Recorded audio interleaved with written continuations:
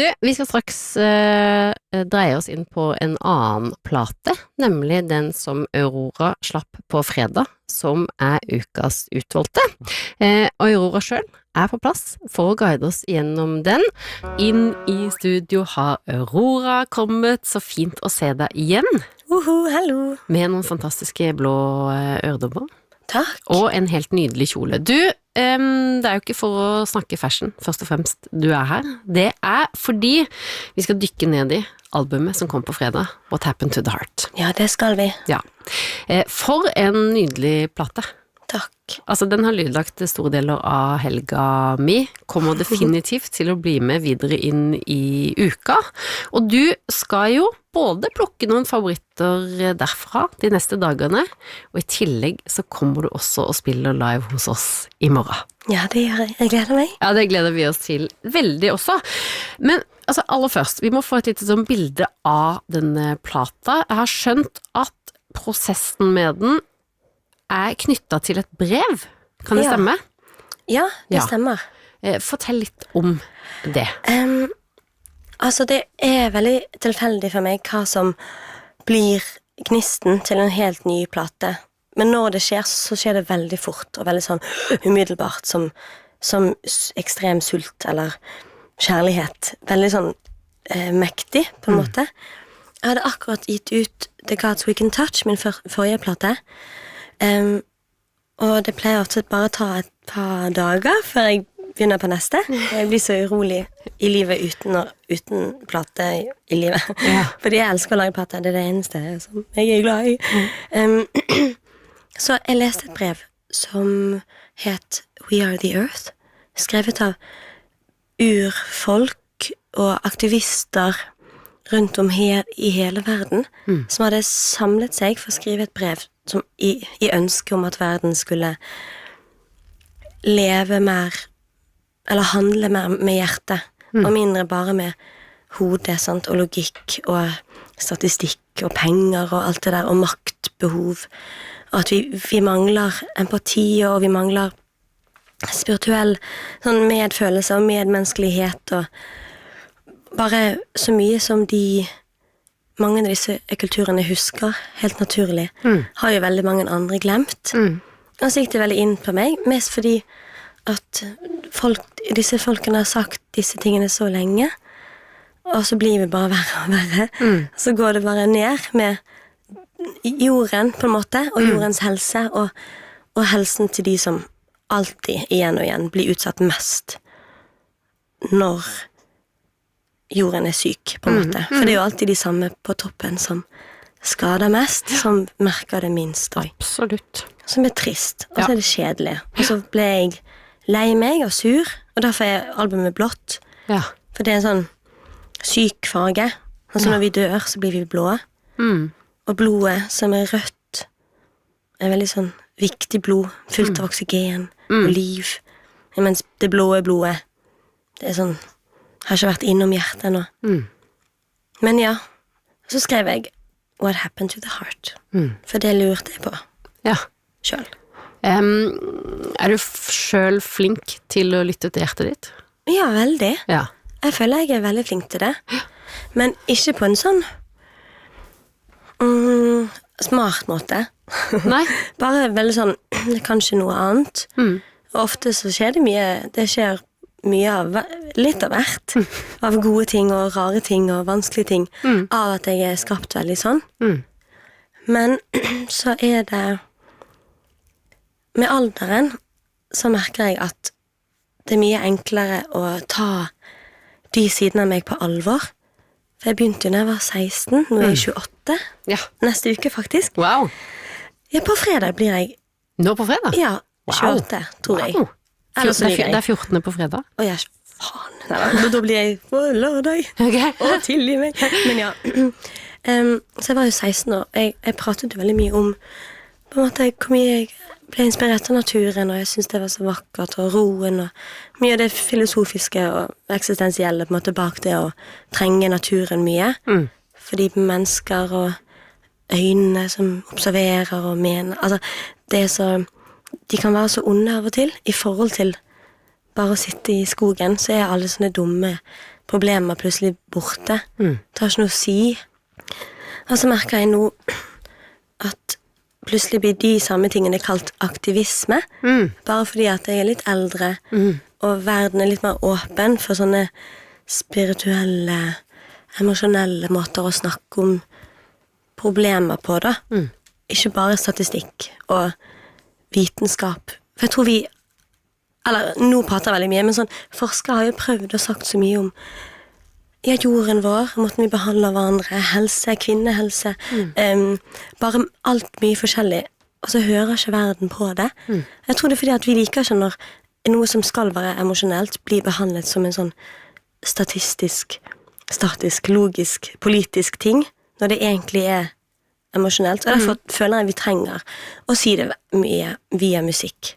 Fordi det har jo blitt sagt så mange ganger i annen pakke, og så hører ikke vi etter skikkelig. Nei. Så vi må bare finne en måte å nå inn til folk. Fordi folk vil jo være gode. Ja, nå har jeg snakket veldig mye. Nå skal jeg gi det. Det kan du ikke, fordi du må velge en låt som passer fint som en inngang i plata, og kanskje også som en oppladning til morgendagens livesession. Ja, jeg tenkte i dag så trenger vi en sang som kan fyre oss opp bitte litt. Denne her sangen begynner, sånn som ganske mange av mine sanger, veldig jordlig, jordrett, i det rytmiske og i vokalen. Men så tar sangen deg på en reise. I mitt hode så er det at til og med kunsten nå blir angrepet av det tekniske, og sjelen og essensen i det er truet, som jeg synes er veldig farlig. Og det her skjer i sangen, som er litt gøy. Den heter Starvation, og den handler om at sjelen vår sulter. Det var dagens utvalgte spor fra ukas utvalgte album, som altså kommer fra Aurora, og denne står sannsynligvis på settelista når Aurora er tilbake i morgen for å gjøre sesongens siste livesession. Vi må få inn Aurora, som har ventet lenge nok. Vi skal gjøre klar for denne ukas livesession. Det blir magisk. Ja, absolutt. Vi gleder oss. Vi elsker jo den nye plata hennes, og det skal bli veldig stas å få en intimkonsert og høre noen av låtene i nedstrippa versjon. Inn i studio har Aurora kommet. Fantastisk å ha deg her. Yes, i dag er dagen. Det blir live session. Ja. Dette har jeg krysset fingrene for og håpet på så lenge. Det har jeg kjent, derfor kom jeg. Bra. Du kjente det gjennom luften. Og jeg må jo si at det er en helt fantastisk plate å skulle få oppleve spor fra live, fordi for det første, den er helt ny, men også utrolig vakker og mangefasettert. Takk. Vi så jo på Dagsrevyen at på lørdag, da du spilte noen låter derfra på en platebutikk i Oslo, så kom det jo folk fra store deler av verden. Ja.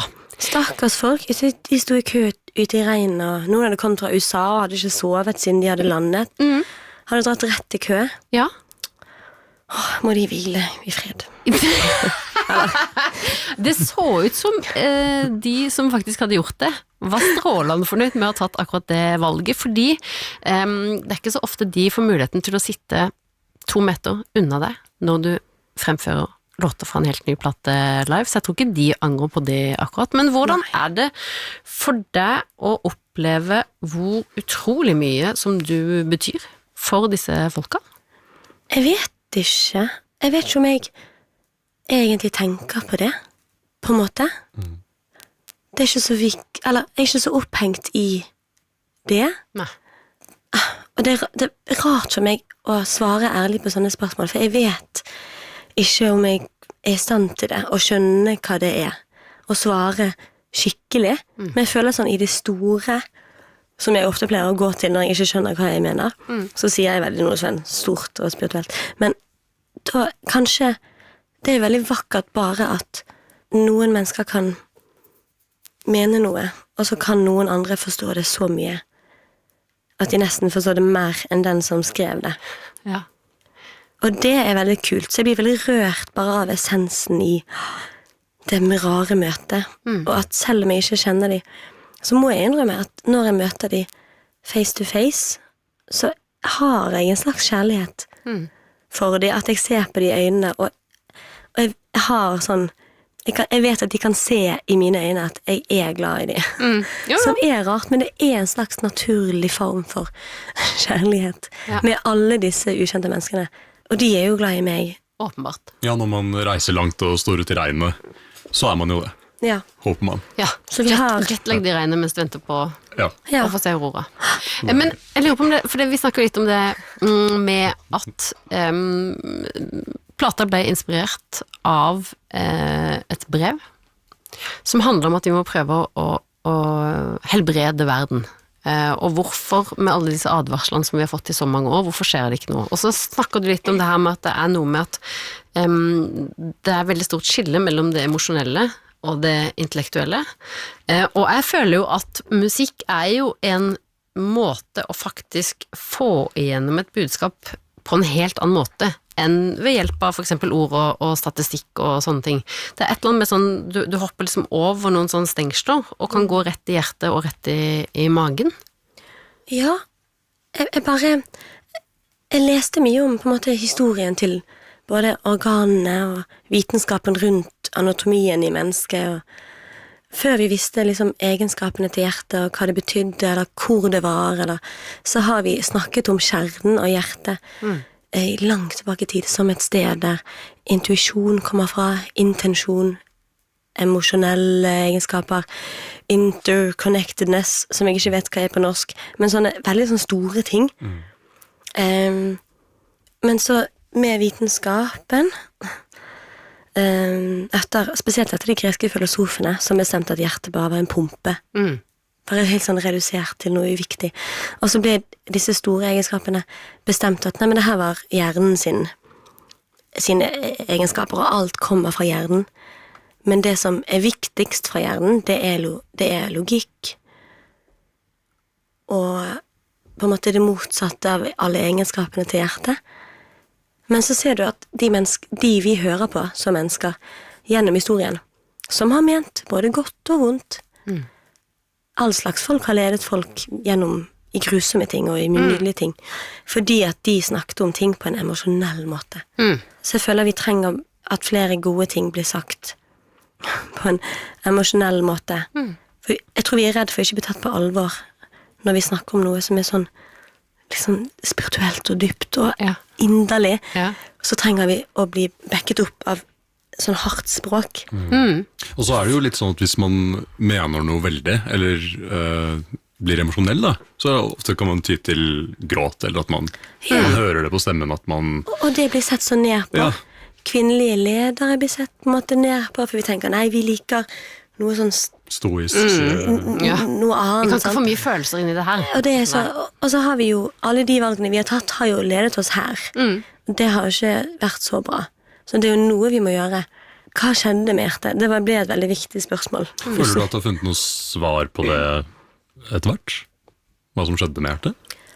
Ja, litt. Fordi jeg føler, det gir jo mening da. Vi blir født. Og så har vi så mye skyldfølelse for problemer vi ikke være en del av. Og så må nå alle forholde seg til hele verden og bli dømt og ertet og mobbet, eller forhåpentligvis en dag elsket av hele verden. Og vi har glemt helt sånn å være bare tilfreds med gode ting, for alle blir matet at vi skal ha så store drømmer, og det det eneste som betyr noe, å være ekstremt vakker, eller ekstremt kjent, eller ekstremt flink, eller det har blitt så rar verdi i verden som ingen kan egentlig oppnå, så tror jeg mange blir veldig nummen av det. Og tenk da at mye av musikken vi hører på handler om sånn å tilbe litt sånn feil, ikke at det dumt heller, men når alt vi hører på ganske sånn narsissistiske sanger, som handler om å føle seg, eller ikke at det dumt heller, jeg vet ikke helt hva jeg mener om dette ennå, men sånn, det en slags ånd i mye av kunsten, så det jo bare helt sånn hvor dypt problemet på en måte ligger. Vi får ikke noe næring i mat, i kunst, eller i kontakt. Vi har kontakt med hverandre langt vekk. Bare tenk liksom hvordan vi har det som mennesker nå. Alt som liksom skal mate oss, Det er bare en sånn illusjon av å bli matet. Men så er det mye godt også. Men jeg synes vi er på vei inn i veldig sånn farlig, og det har jo vært lenge. Jeg lurer på hvordan folk som alle har vondt i nakken og i ryggen, alle bare waster tiden sin med å være på mobilen hele dagen. Vi er skikkelig sånn låst inn i en slags sånn Feilspor. Jeg håper at satellittene blir truffet av en liten komet. Så forsvinner internettet, og så husker vi alt som er viktig.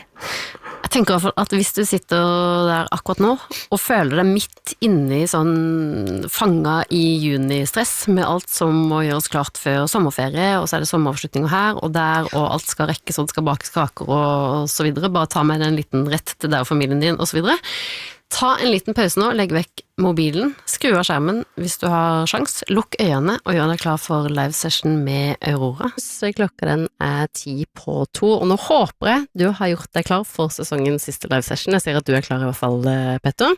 Jeg vet ikke om jeg er klar. Hæ? Jeg vet ikke om jeg er klar. Nei, altså dette er jo en plate som har gått på repeat siden fredag hos deg. Nå skal du få 3 låter derfra servert i liveformat på 2 meters avstand. Herregud. Ja. Det er unikt. Ja. Jeg sier som Fugees, hvis ikke du er klar, eller om du er klar. Uansett, her skjer det. Aurora med band. Vi starter med Starvation.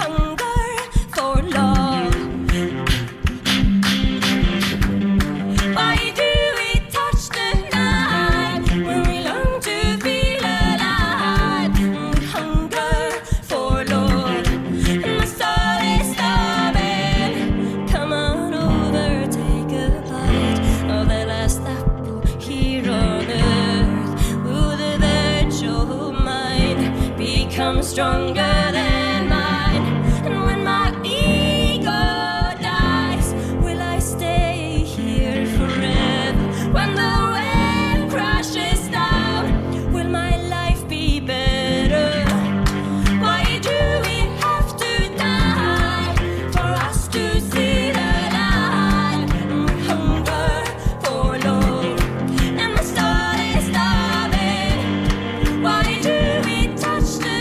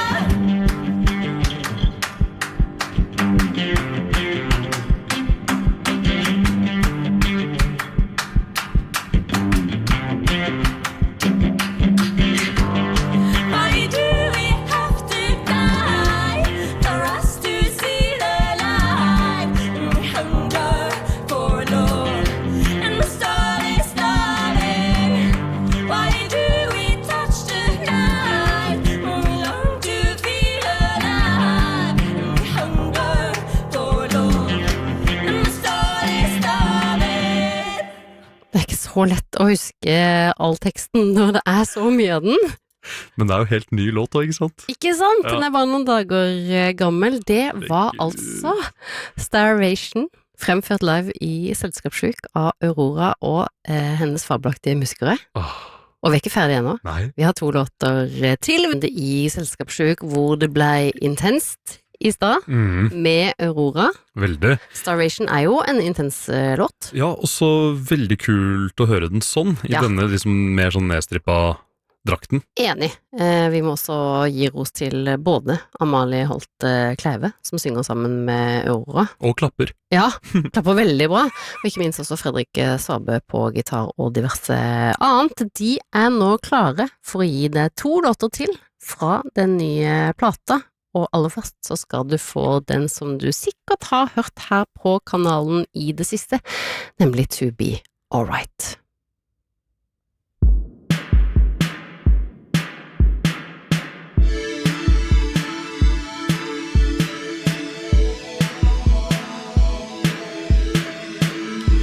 I know I belong here on earth, but I long to be lifted up. My heart does not rhyme the rhythm of my mind. What is life worth living if you don't dance to anything? Night after night, oh, I long to feel alright. I want to feel it, what the people talk about. How do you find it so easy? And all I can is ask, but whatever you say is never right. So I won't do love, make me feel a thing. Wherever I go, I'm always blind, so I lose my track. Make me feel alright. How I hunger for touch. How could you say that I love too much? I don't want to fight. I just want to feel alright. What is life worth living if you don't bleed for anything? Night after night, oh, I long to feel alright. I want to feel it, what the people talk about. How do you find it so easy? And all I can is ask, but whatever you say is never right. So I won't do that. Make me feel it wherever I go. I'm always blind, so I lose my track. Make me feel alright.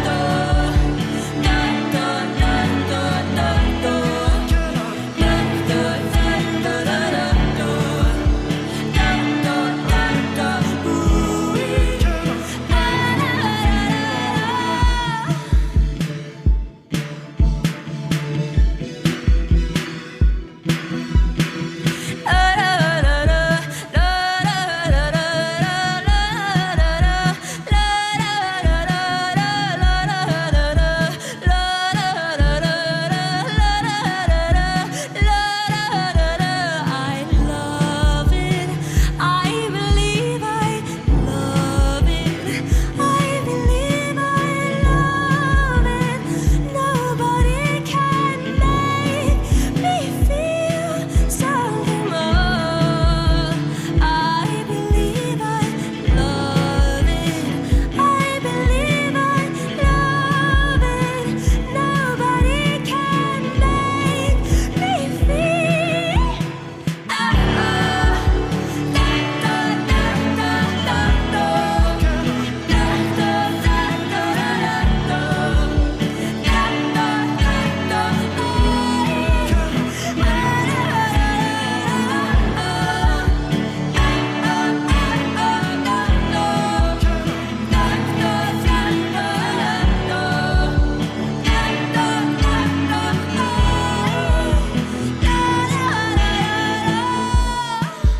I don't want to fight.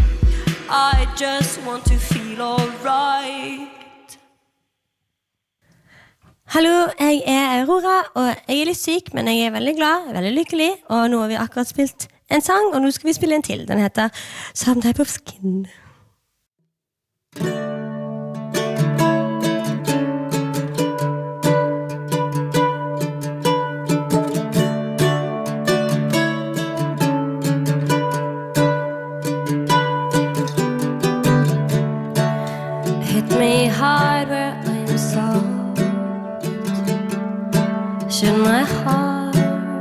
reveal itself to be more than a muscle or a fist covered in blood. However much it feels to bleed, it's only temporary. We're good people and we both deserve peace.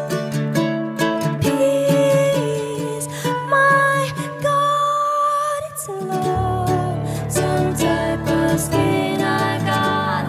My God, it's a love, build some type of skin I got. My God, oh, it's a love.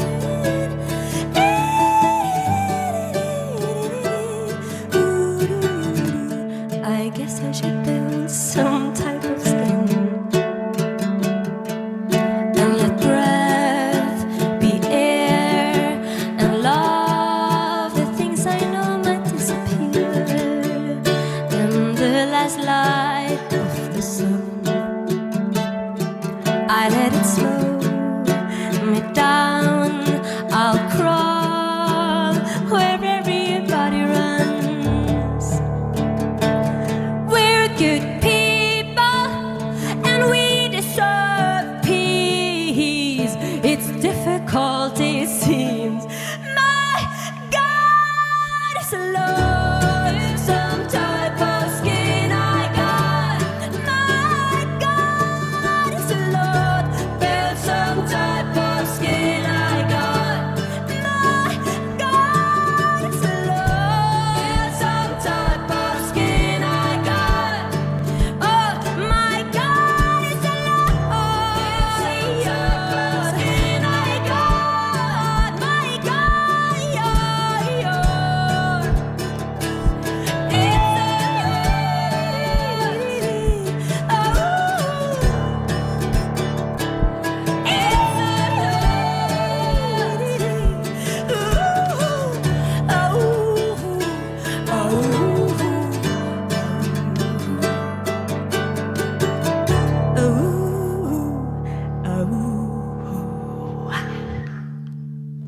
Fantastisk levert av Aurora. Det er helt sykt. Ja, det er helt sykt. Tenk at dette skjedde bare 2 meter unna oss. Og som Aurora selv sa, hun er faktisk ganske syk. Vi har fylt på med det vi kunne av te og i det hele tatt, og krysset fingrene for at stemmen skulle holde.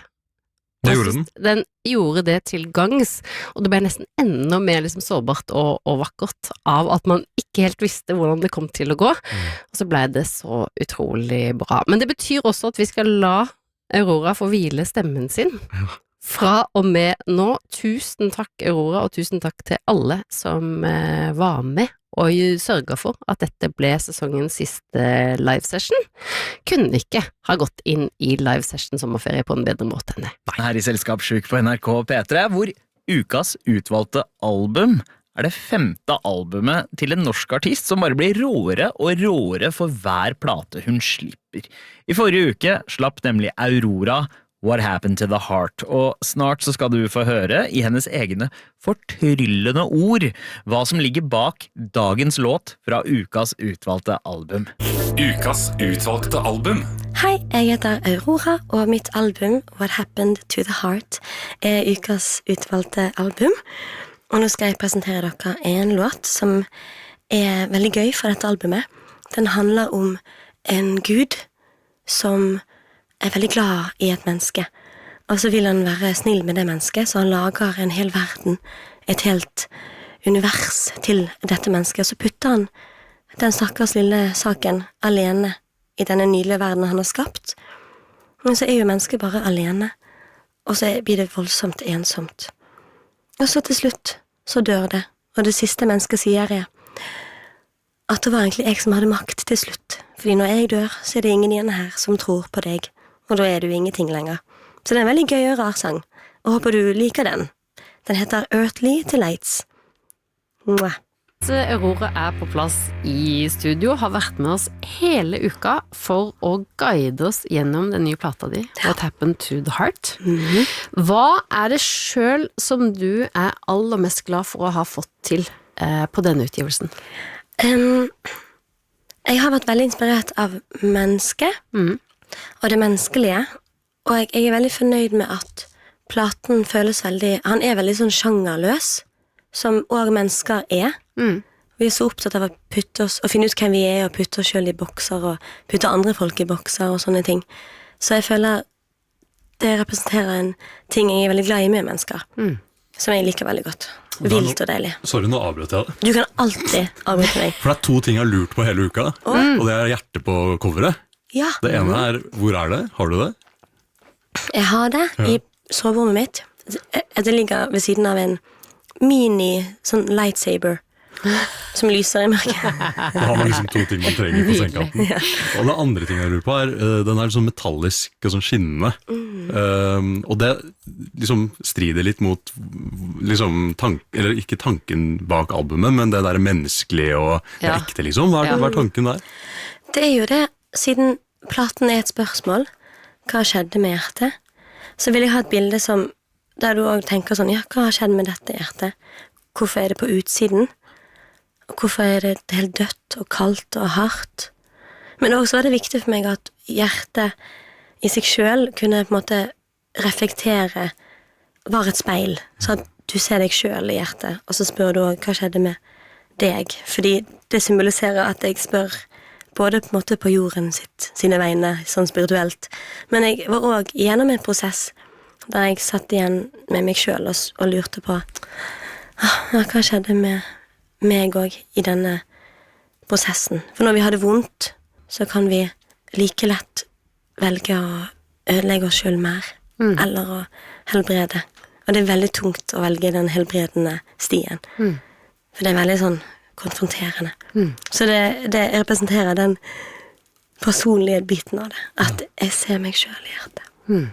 Og så er det jo mye finere med sånn metallisk hjerte enn sånn kjøtt og blod, da, synes jeg. Er det det? Ja, men så er det jo også litt sånn, det er litt det er jo, Mindre ekkelt å se på. nei, men det kan også være som et slags skjold da, fordi man er redd for å la noe slippe inn i hjertet. Men det er akkurat det også. Det var så mye fin symbolikk. Jeg er veldig opptatt av symbolikk, så jeg leser ofte mye om, jeg er jo nerd, så jeg leste mye om hva alt kan bety, og hva alt kan representere, både farger og i sånn symbolets historie. Og da var det veldig gøy med det med akkurat det du sa faktisk. At det kan representere å bygge for mye skjold. Ja. Faktisk, det kan også skje. Vi kan beskytte oss for mye til å tørre noen ting. Og det gjør vi når vi er igjen i smerte. Det handler mye om smerte, dette albumet. Ja. Hvilken låt har du plukket ut oss i dag, Aurora? Fra plata? Siden vi var litt inne på det i sted, med litt sånn personlige ting, så vil jeg gjerne vise til dere en sang som er litt personlig. Den heter The Dark Dresses Lightly. Mørke kler seg i lette klær. For det er litt forførende. Kan være litt forførende for oss mennesker. Det er mørke. Og jeg så for meg at jeg har masse vin, uendelige mengder med rødvin. Og så heller jeg oppi 2 glass til meg selv, og så meg selv. Så sitter vi 2 oss ned, og så sier vi ting som er ubehagelig og sant. Og så hver gang vi har sagt noe, så skåler vi. Så er vi veldig fornøyd med oss selv, veldig stolt. Og det sier jeg i sangen.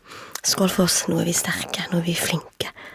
Men så går på en måte, det blir så mye vin at hele rommet fylles opp, og vi svosjes rundt, og vi drukner. Men så er det så deilig å være ærlig og føle på ting.